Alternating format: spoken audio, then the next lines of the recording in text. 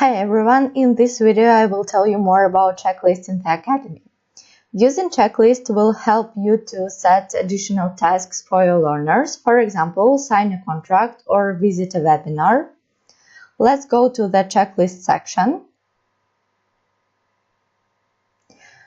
Here, click on Create a Checklist.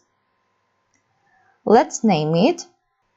Then we can add a description. Then choose the color and we can set the tasks.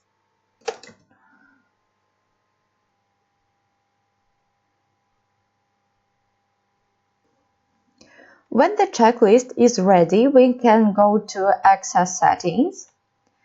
And by default, the checklist will be open to everybody, but we can select particular learners or teams. Let's click on Add Learners and choose a particular one.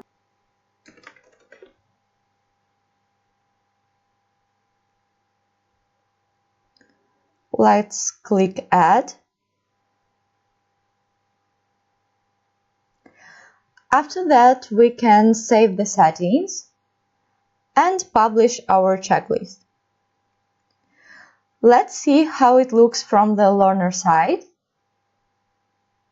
The learner can open the checklist clicking on the icon in the top right corner, and he can pass the checklist here in this window, or it is also possible to go to the checklist page.